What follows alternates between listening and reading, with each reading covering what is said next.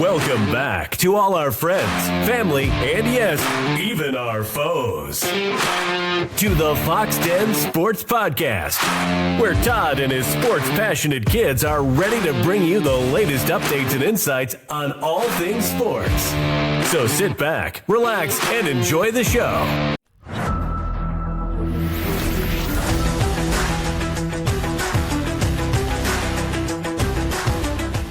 Hello, everyone, and welcome back to the Foxx Den Sports Podcast. I am your host, the Podfather, along with all four of the Foxx Den children. We got the dog, Kellen. We got G-Money, Garrett. We got cute little G-Mac, Gannon, and we got cute little C as well. Everybody's here for Thanksgiving, except for Garrett. It just came out. Apparently I don't count, so. Well, you do count, but I mean, you're just Everybody not here matters. for Thanksgiving. You'll be here for Christmas, but you're not here for Thanksgiving. But that's okay. But you will be joining us that Saturday here coming up here soon. Daggum lights messing up. All right, so let's get into it. Oklahoma 17-6 victory over the Missouri Tigers, the team that I just don't like. I'm sorry, guys, but I don't know. I'm sorry for you guys. I'm just sorry. I'm not sorry to anybody. I don't like them, so I'm happy about that. I'm happy about the win.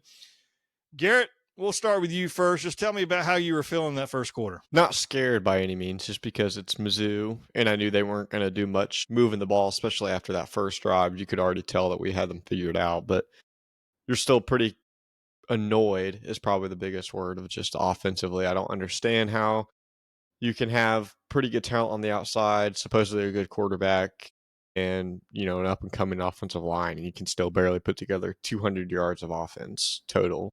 Sure. And then with Oklahoma now in a strong playoff position, they beat LSU. They should be in the playoffs.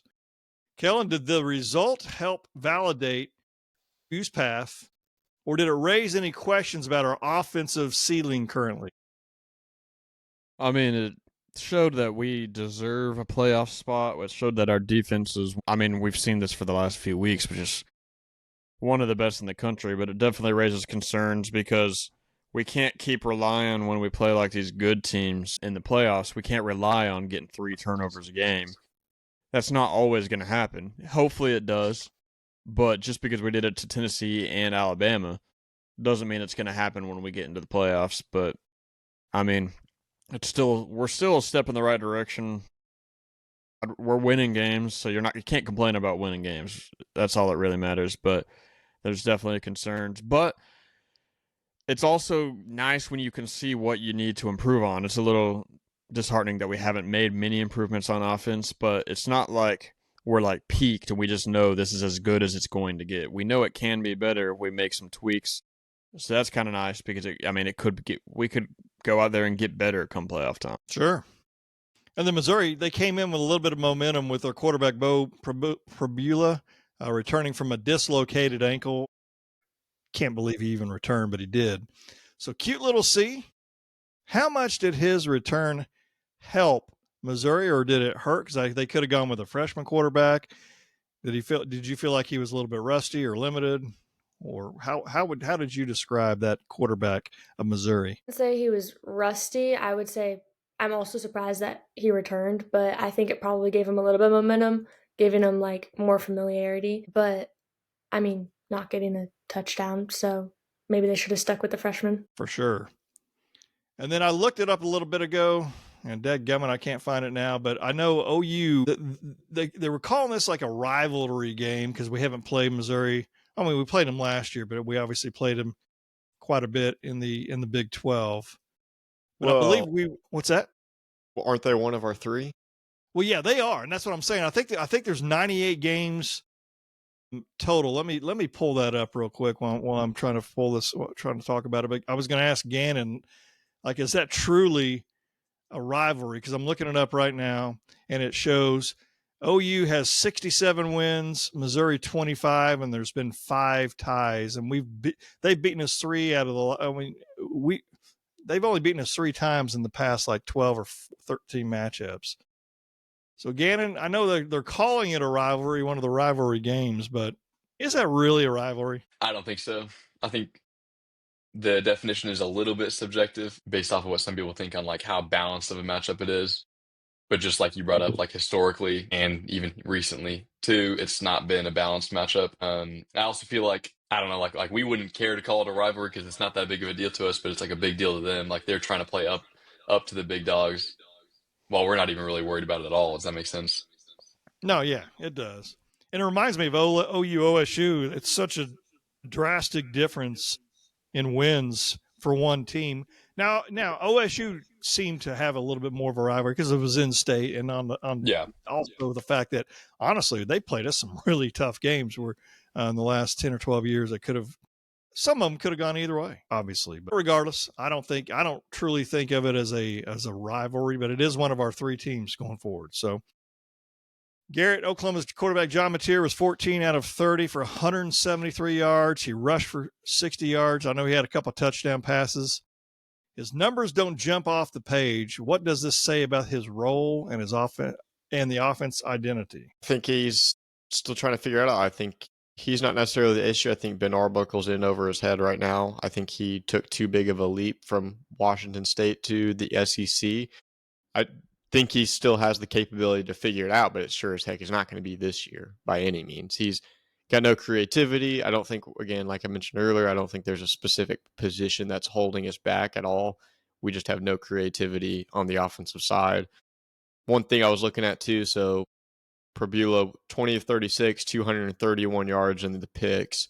And then, like you mentioned, Mateer, 173 and 2 touchdowns. Outside of the 2 touchdowns, Prbula absolutely dominated that matchup, which is crazy because when you're watching the game, he's pathetic of a quarterback. But other than the 70-yard touchdown pass to Satanga, which was, almost 50% of his yards and one of his touchdowns, and then the second touchdown came after our defense of putting us in a good position. So cannot move the ball unless it's a short play that the receiver does all the work and the defensive puts us in the position to score. But he also had 2 dropped interceptions as well, which seems to happen every single game. And I think those are going to bite us in the butt come when it really matters. So I think he has a lot to improve on. I don't think he can play much worse, to be honest, because it's so bad. But I think he can improve on it. And as long as we're able to put points on the board, more than 17, hopefully, and able to drive the ball, that would be nice. Well, so there's 4 of you. I want your all's opinions on this. You may disagree, and that's completely fine, but I know I'm right. Here's my question. I personally think that Arbuckle has been told, get vanilla, don't do anything crazy. We don't want to turn the ball over. We're going to win off of defense. We're going to win off our special teams play. Try to get the field position in our favor, and just don't turn the ball over. And I think a lot of folks are upset with Arbuckle on the play calling, Mateer with some of his throws. So am I right or am I wrong? Well, I don't know necessarily what stance I'm not you're sure what taking, you're saying. What I'm saying is I think that's what they're doing. They're handcuffing him. I think we could sit there and do a little bit more, but I don't think they're wanting to throw the ball downfield. They're not wanting to make any kind of mistakes. They don't want to give the other team a short field, basically is what I'm trying to say. No, I don't think that's the case. I think because whenever he does take a chance, his plays take 8 seconds to develop, it seems like. And so by that point, it's too late. I don't think he's under any limitations whatsoever. Because at the beginning of the year, we were taking just shots. Doesn't even trust, Mateer. Go ahead, Kellen, go ahead. I just don't think I don't necessarily know if it's anybody handcuffing him. I think he's handcuffing himself almost and just doesn't fully trust Mateer. And like Gary said, every time we draw up a play that's across the freaking line of scrimmage, it takes way too long to develop, and Mateer's getting hounded back there. And I just think it's a little bit of everybody. I think it's some of the play calls, but we do see Mateer miss some passes, so I'm not saying it's all Arbuckle, but I don't know if it's necessarily higher ups or if it's just himself just not getting creative enough. I'm telling you, he's handcuffed. I know, Garrett, you just said it earlier in the year, but who were we playing earlier in the year versus who we're playing now? Michigan's defense is still thought of as better than anybody we've played other than Alabama. Didn't he have a broken thumb in that game? No. 100%. Who? Mateer? John Mateer? Yeah, he broke it early in the game. In Auburn, not Michigan. Auburn's got a good defense too, but Michigan. I thought it was Michigan that he broke his thumb. No, it was Auburn. So Okay. what I'm saying is we've played some quality defenses at the beginning of the year, took shots, turned the ball over, and our defense was still able to do fine, and we were putting points on the board and actually doing drives. We were having a good, consistent drive rather than relying on one play or the defense to put us in our own enemy territory. All right. Well, I mean, how big was that block field goal that we had early on? And then I think it was the very next drive that we did that throw to Satanga, 87-yard touchdown pass. Completely changed the momentum of the game. He ran right down there in front of you guys because I was sitting with Clay in this game. How big was that block? Because I mean, the first field goal that they made, I think we got a little bit of a piece of it. I think some of you guys were thinking they didn't, but I think I looked at replay and it looked like he got a piece of it. And it was the same guy. It was Peyton Bowen, I believe, that got through there and blocked it the second time again. How big was that? How big was that as a momentum shift? Because we hadn't done anything to that point on offense. How big was that? Because the crowd seemed like they got into it and everything kind of just flipped after that. I mean, it was big. I personally don't think it would have changed a thing because it's not like we did anything after that. We got lucky that turned into an 87-yard bomb. So, like, that's when, I mean, the crowd definitely got into it, but the offense felt like they got into it for a couple of drives after that bomb. To me, it had nothing to do with the blocked kick. So it was huge, but I don't think the outcome would have changed whether we blocked that kick or not. Right. And then Oklahoma's defensive back, Reggie Powers, he was ejected for targeting. I didn't think that the replay that they showed at the stadium was a very good replay because it looked like they didn't have a very good angle on it, but it definitely was. It was definitely targeting. And then Jacobe Johnson had an interception right after that, kind of changed some momentum there as well. So basically what I want to say is little C, like what does that say about our depth on defense? We lose a player, we got another guy come in and take over and get some interception. How much does that? What does that say about our depth, our discipline, our composure for the squad? What are your thoughts on that? I think it honestly shows how much better our defense is compared to our offense because we have so many more guys. They're doing way better. They're not getting as many penalties as our offense. I think they have better discipline when you mentioned that. But yeah, I think him being ejected, definitely, you don't want him to be ejected, but it's not like we're worried as much as if it was a player like him on our offense got ejected. All right. And then Oklahoma head coach Brent Venables said, stay humble, stay thankful, stay hungry after the win. What does that game against Missouri Gannon suggest about the coaching staff's ability to win close, low-scoring games? I mean, the coaching isn't the first thing I think of, but at the end of the day, you're wanting to win games, and it's not pretty. The one Saturday wasn't. Regardless of opinions, like you've talked about with Arbuckle or not, and Gary's disagreeing and everything, like, at the end of the day, they still won the game, and that's the most important part. Sure, and then this is for everybody. One like thing- after the go ahead. Well, to Gan's point, kind of bringing up with your question earlier about being handcuffed, I will say to that point, when Ole Miss was running through our defense, we all of a sudden could decide to score points for the most part whenever we wanted to. We just came up one score short. So I don't know why we wouldn't be doing that every game, but that would be more on the argument of your side of them holding him back unless we absolutely need him to take shots because we can score. We've shown it against a decent defense like Ole Miss. I mean, they're not decent, I guess. They're not even in the top 100. In the big games, though, against the best teams, won't we need our offense to show up? So even if it gets us wins 100%. Now, like, does that? I feel like it limits our ceiling because we're not actually getting used to playing how we're gonna need to play against the best teams. So I feel like that's just dumb. Yeah, you're 100% correct. It's got to show up at some point, unless our defense is able to hold teams to, 10 to 14 points. But even against some of these other tough competition, I don't even know. Garrett, what were you going to say? I don't even know if we can hit the 14. Go ahead. No, that's what I was about to say is whenever Venables plays a high top tier coordinator, he gets smoked every single year, every single time. Lane Kiffin, Sarkisian, I was shocked.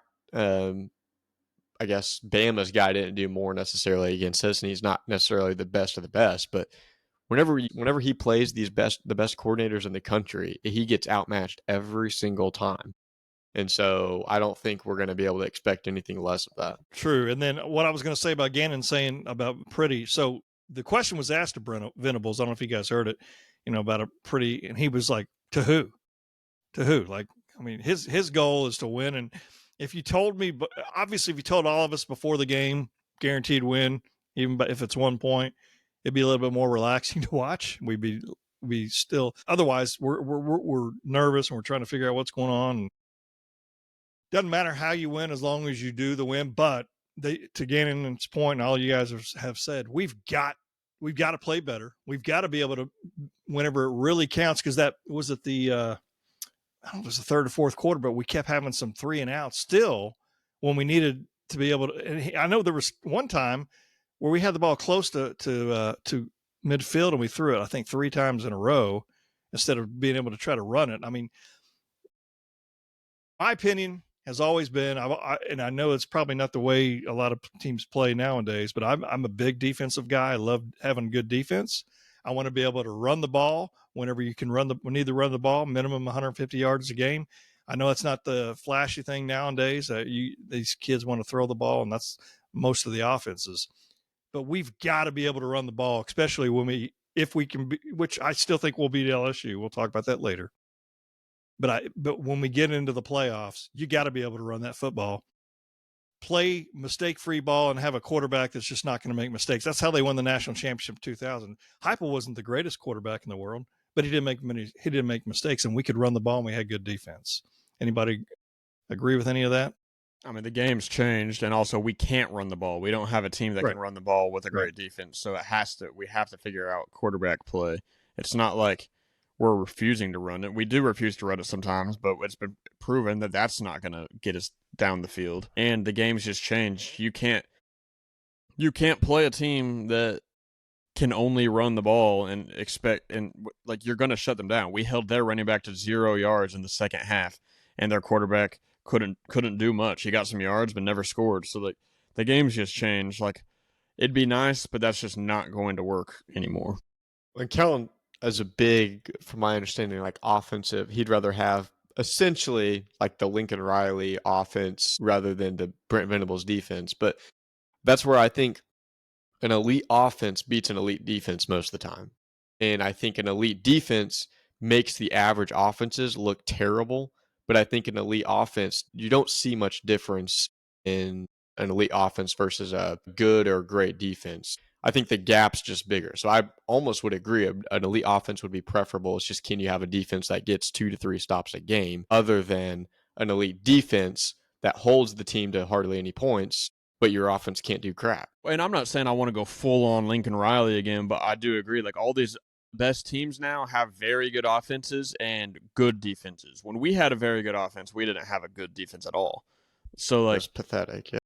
But you need both, and like, we have a very good defense and an okay offense. You need very good in one and good in the other these days, and our offense is just okay right now. And let's hear from Gannon and Callie on this as well. And Kellen, you and Garrett can say, my opinion, I would rather have an elite defense that can keep you in ball games, that can help try to create turnovers, and you can stay in those ball games to have a chance to win, instead of, and I'm not saying you guys are saying this, but like the Lincoln Riley days, it was like we had to outscore them, and it was constant back and forth. Do you see what I'm saying? So but all we did was flip it. All we did was flip from an elite offense to an elite defense in a really bad defense to a really bad offense. How do we win? We're winning the same amount of games. Yeah, but we're not going to. What you're saying is you'd rather have what we have right now, but we're not going to win the national championship this year. We know we're not, unless.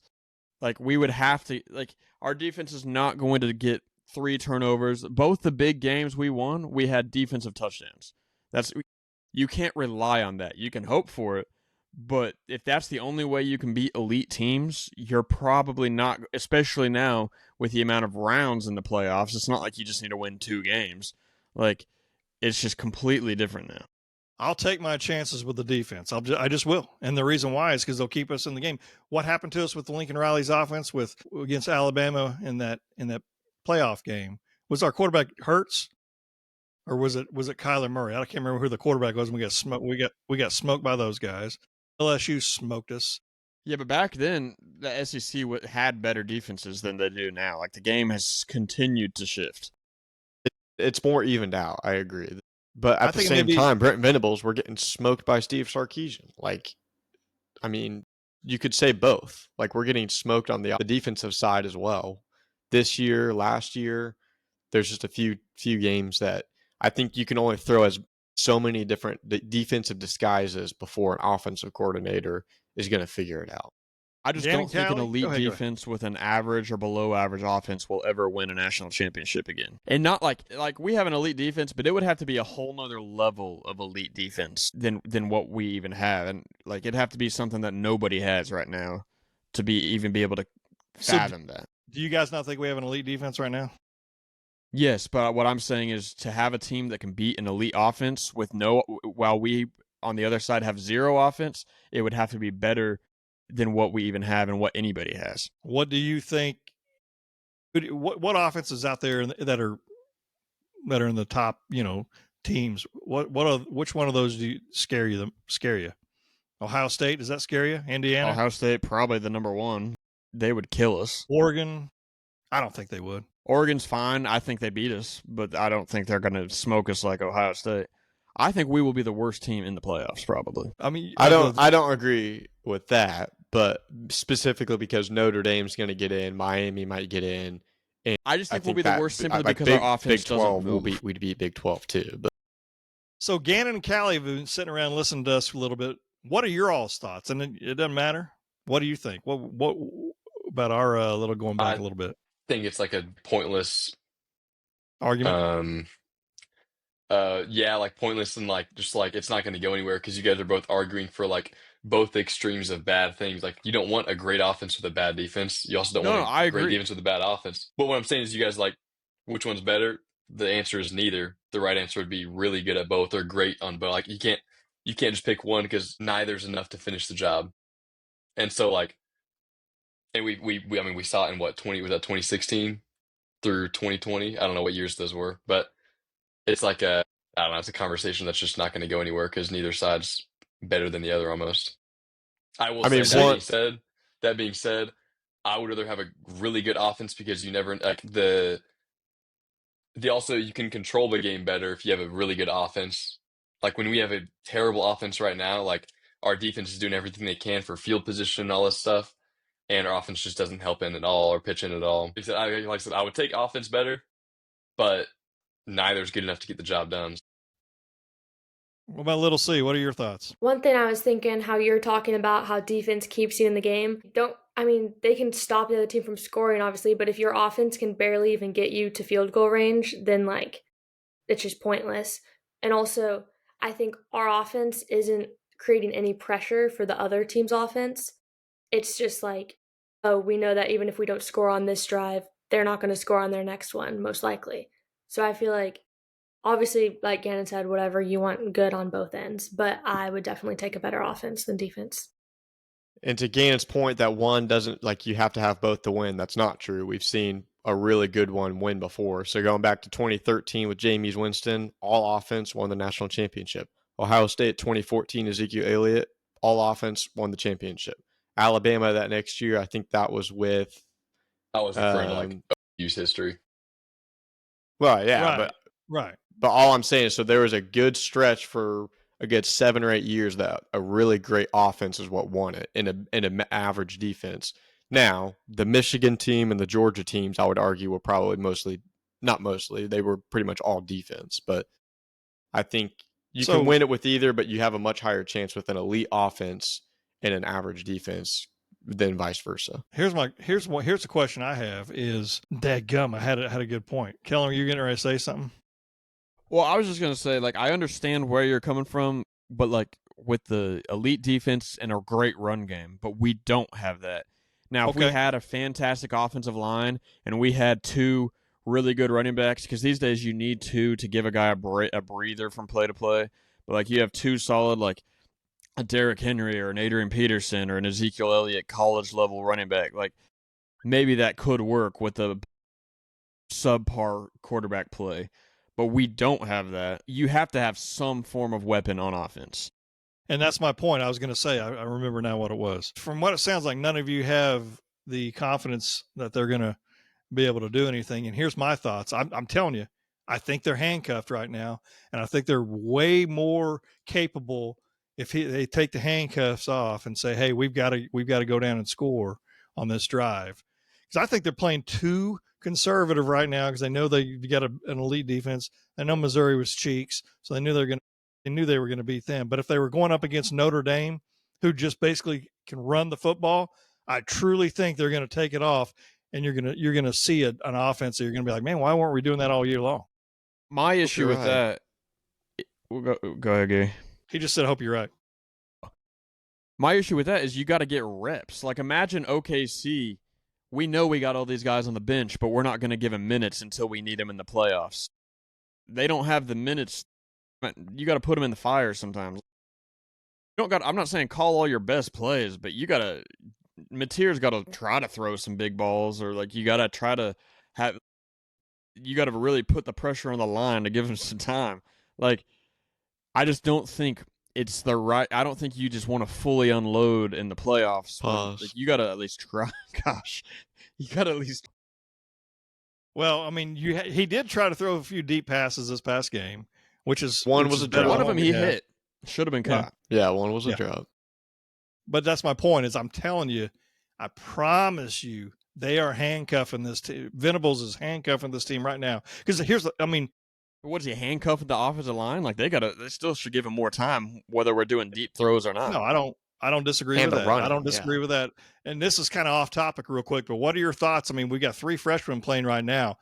What's a weakness today could be a strength next year or even the year after if these guys stay, don't leave, right? I'm not saying we're not going to be good in the future. No, I'm just saying right now I don't it's going to be a lot harder in the playoffs, but I think if we keep a lot of these guys and add, I think we will be very good next year. Okay. But let's move on to the LSU and Oklahoma game coming up because that's a 2:30 kickoff this Saturday in Norman. I don't know if you guys have seen yet. It's a 75% chance of rain, which daggum stinks. I'm not a fan of playing in the rain. You one winner game away from obviously going into the college football playoffs. LSU wants to run our season is what they're going to be trying to do. I mean, Venables' team, they're running a 3-game winning streak over ranked teams. So on a scale of 1 to 10, 10 being extremely nervous, how should OU fans or how are you feeling about this game from 1 to 10? Like I'm like a 7. Really? Okay. I feel pretty confident. So what number? Is 7 scared or 7 not scared? 7's he's more on the side of being scared. 3. 4. I won't be scared until playoffs. I can't count that high, so 6. Really? Okay. I would say I'm probably 4 right now. I mean, LSU has not done anything offensively this season. Not saying they can't this week. All of a sudden, they can't score. They're kind of their offense. It's going to be basically two bad offenses going up against each other. And I like our defense better. I like the fact that we're playing at home, and I think we've got an extremely good shot. I think we have more on the line.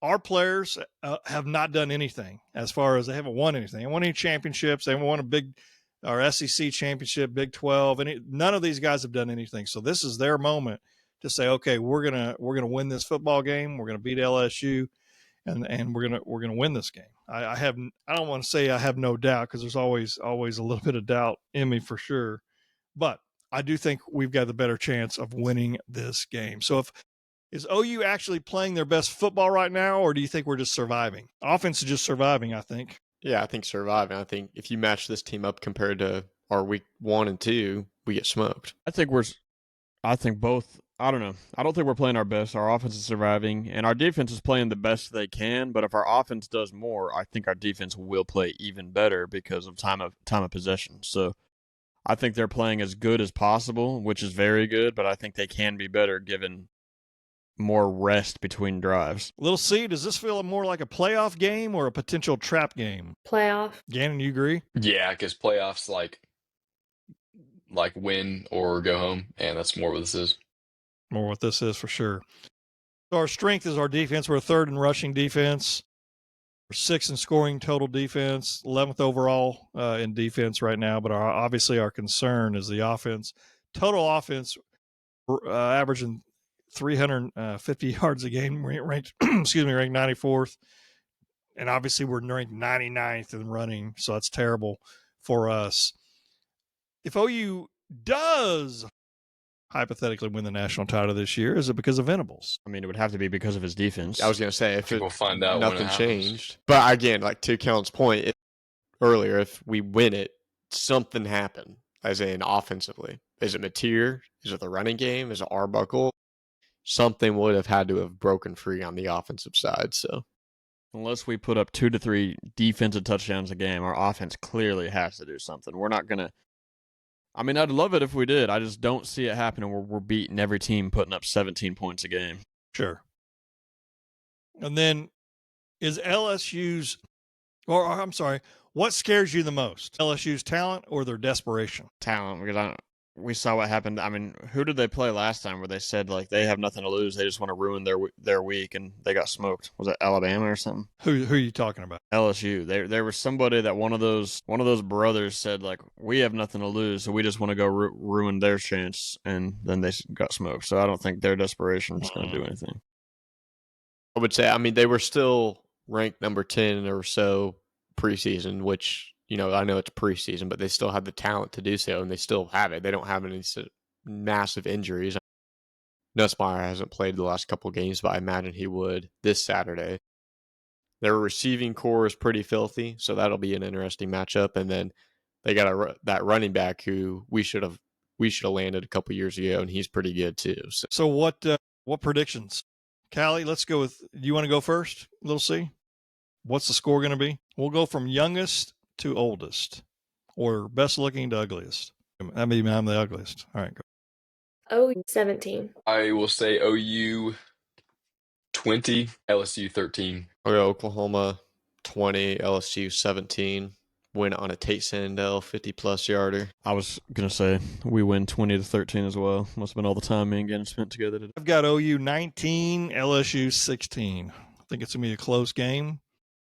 And I think that once again, you're going to see our offense, unfortunately, probably not be able to move the ball near as much. And it's going to be a battle of field position.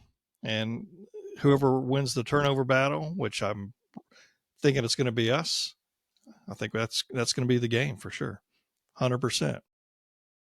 And then I'll tell you what's there was some good trash talking going on in this OU Missouri game real quick. I know there was a fan about 6 rows behind us.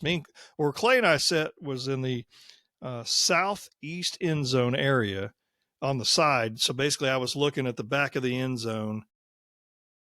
To me, it was vertical, and there was nobody sitting behind us because it was a walkway, but then at several seats up, this Missouri fan just kept mouthing off.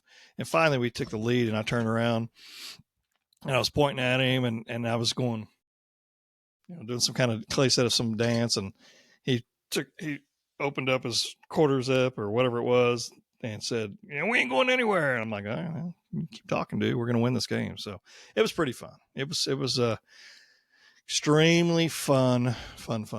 All right, so let's get. I got a couple quick questions for you, and we'll go from oldest to youngest this time, not counting me. So Kellen, all the way down to little C. Let's give you your Mount Rushmore of Thanksgiving items, not counting dessert. What's your Mount Rushmore of Thanksgiving items? Top 4 items. Turkey. What are they? What do we need to have on Thanksgiving? Turkey dressing, yams, and mashed potatoes. I'll go ham, stuffing, cream corn, and mac and cheese. Yeah, You said 'Cause I 4? like ham, so. yeah, 4. What'd you say, Garrett?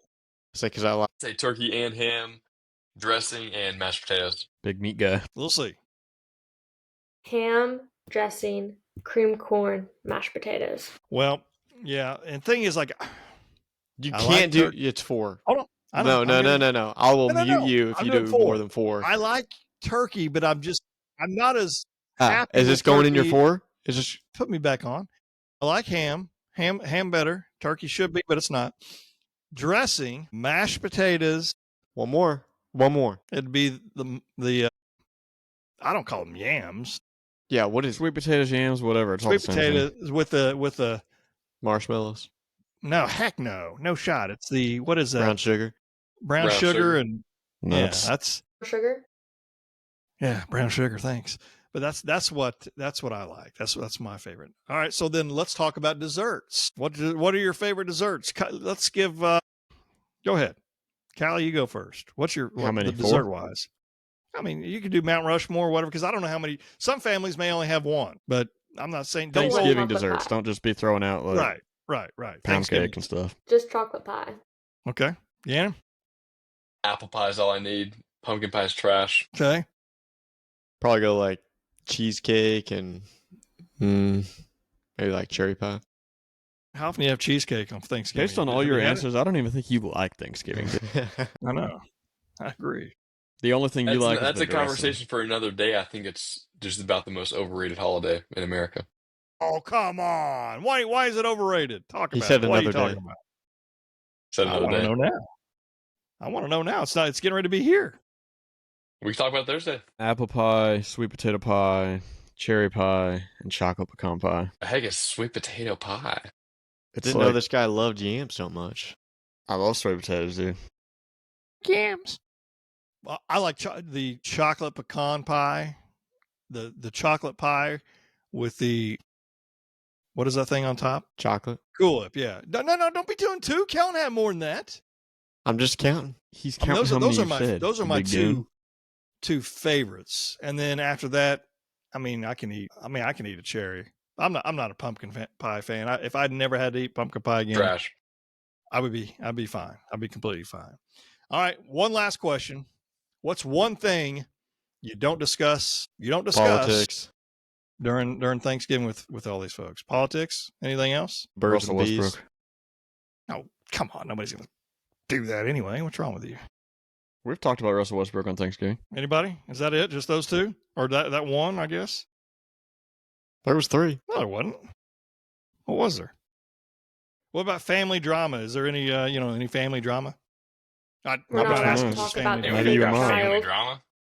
No, I'm just saying. No, I know we don't, but some people do. No. Some people. Yeah, we're not allowed to talk about the favorite child ever, especially not. Yeah, at we can't Thanksgiving. even bring Gannon up at all during it. Yeah, we can't even talk about Gary when he's not there.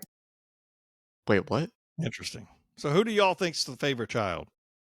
Gary, 100%. Depends on the parent. Historically Gannon, but because of a certain recent event, now it's Gary. And I Gary's can't argue been that. Dad's favorite. I can't Yeah. argue that. Interesting. Okay. I'll take the medal this year. Well, Gannon was a 24-time world champion. I'm number 24. 4. How old My- is he? Possible. Yeah, how is it even possible? We I'm my knew parent- before. I'm my parents' number 4 child, and they only have 3 kids, so it's pretty cool.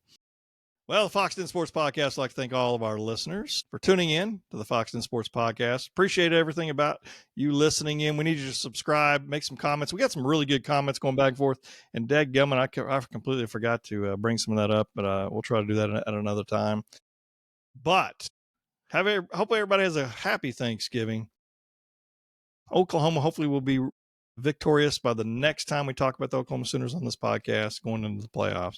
Until next time, for all the 4 wonderful children for the 197th episode of the Foxx Den Sports Podcast, I am your host, the Podfather. Goodbye, everybody. So we're going to do it.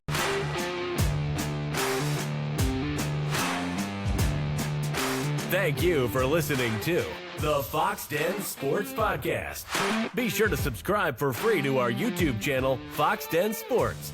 And also follow us on Instagram and Twitter at Foxx Den Sports and on Facebook at Foxx Den Sports Podcast. You can also email us at foxdensports@yahoo.com. This has been Foxx Den Sports.